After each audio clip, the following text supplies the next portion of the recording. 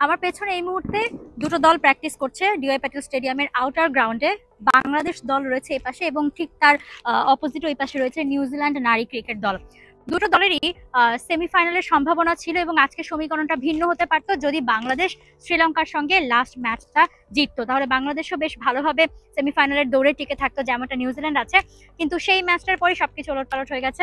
বিশ্বকাপের প্রথম দল হিসেবে বাংলাদেশ সেমিফাইনাল কিংবা ফাইনালের রেস থেকে ছিটকে গেছে সবার আগে।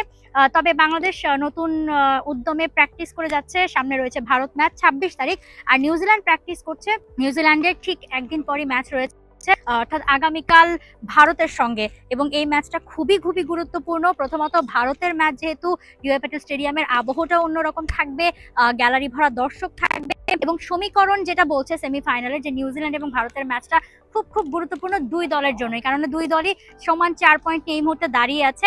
দুই দলেরই সেমিফাইনালে যাওয়ার সম্ভাবনা রয়েছে। সো নিউজিল্যান্ডের ম্যাচ রয়েছে ভারতের সাথে এবং ইংল্যান্ডের সঙ্গে পরে। সো তাদের দুটো ম্যাচে জিততে হবে কিংবা একটা ম্যাচ জিতে রান রেট বাড়িয়ে রাখতে হবে, এমন সমীকরণ ভারতেরও ঠিক তাই। নিউজিল্যান্ডকে হারাতেই হবে, এরপর বাংলাদেশের সঙ্গে ম্যাচ রয়েছে সেটাও তাদের জিততে হবে এবং একটা হারলেও আরেকটা জিতলেও রান রেটের দিকে মনোযোগী থাকতে হবে।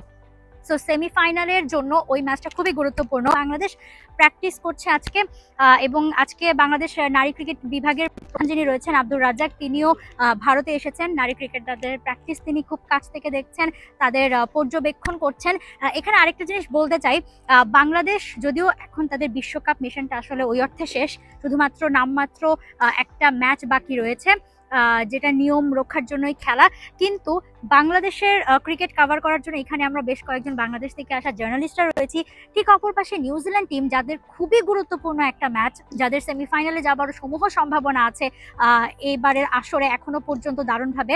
একটা ম্যাচ মাত্র জিতে বাকি দুটো ম্যাচ পন্ড হয়ে বৃষ্টিতে সেখান থেকে দুটো করে পয়েন্ট পেয়ে 4 পয়েন্ট নিয়ে নিউজিল্যান্ড দাঁড়িয়ে আছে সমীকরণের সামনে, সেমিফাইনালের সামনে। অথচ তাদের এত গুরুত্বপূর্ণ একটা ম্যাচের আগেও ওপাশে নিউজিল্যান্ড থেকে আসা কোনো জার্নালিস্ট নেই কিংবা অন্য কোনো জার্নালিস্ট নেই যারা নিউজিল্যান্ডের প্র্যাকটিস বা কোনো কিছু কভার করছে। এমনকি প্রশ্ন করতে পারে নিউজিল্যান্ড দেশে আসলে আদৌ মানুষ সবাই জানে কিনা যে নিউজিল্যান্ড বিশ্বকাপ খেলতে এসেছে, কারণ আমরা জানি সেই দেশগুলোতে ক্রিকেট নিয়ে ক্রেজটা খুবই কম থাকে, যেটা আমরা উপমহাদেশে দেখে থাকি। যেমন অন্যান্য দিনও কিন্তু আমরা খুব একটা জার্নালিস্ট না দেখলেও আজকে আমরা ভারতের বেশ কজন জার্নালিস্টকে দেখেছি, কেননা একদিন পর ভারতের ম্যাচ রয়েছে এবং ভারতের ম্যাচটা খুব খুব গুরুত্বপূর্ণ ভারতের জন্য, এই আসরের জন্য। এবং সেই ভারতের প্রত্যেকটা ম্যাচ কিন্তু ভারতীয় জার্নালিস্টরা বেশ ভালোভাবে কভার করে থাকে। তবে ওই যে আমাদের দেশে ক্রিকেটের ক্রেজটা অন্যরকম, আমরা সেমিফাইনালের দৌড়ে থাকি আর না থাকি, বাংলাদেশ দলকে আমরা সবসময় হাইপটা রাখার চেষ্টা করি এবং শেষটার বাংলাদেশ যাতে রাঙিয়ে যেতে পারে। যদিও এই কথাগুলো বললাম, তারপর এখানে খুব গুরুত্বপূর্ণ একটা কথা হচ্ছে বাংলাদেশ দল এবারের বিশ্বকাপে, এবারের আসরে সবার থেকে বেশ ভালো প্রশংসা কুড়িয়েছে। ফাইট অন্তত করার জন্য, চ্যালেঞ্জ জানানোর মানসিকতা থাকার জন্য তারা কিন্তু প্রশংসিত হয়েছে নিশ্চয়ই, এবং সেই প্রশংসাগুলো পাওয়ার জন্য তাদের যে কভারেজটা দরকার ছিল সেটা কিন্তু আমরা দিয়েছি কম বেশি করে যতটুকু পেরেছি। তবে এটাই আমার কাছে দেখার বিষয় ছিল যে নিউজিল্যান্ড টিমে ওপাশে আসলে তেমন কোনো জার্নালিস্ট কেউ নেই তাদের দেশ থেকে আসা, কিংবা তাদেরকে অন্য ভারতের এখানকার কোনো জার্নালিস্ট খুব বেশি একটা মনোযোগ বা কভারেজ দিচ্ছে না।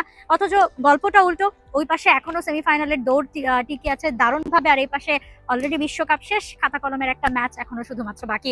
মুম্বাই ডিওয়াই প্যাটেল স্টেডিয়াম থেকে জানাচ্ছিলাম সুহাইরা মৌ, T Sports. For more updates, subscribe to our YouTube channel and click on the bell icon. Follow us on Facebook and Instagram.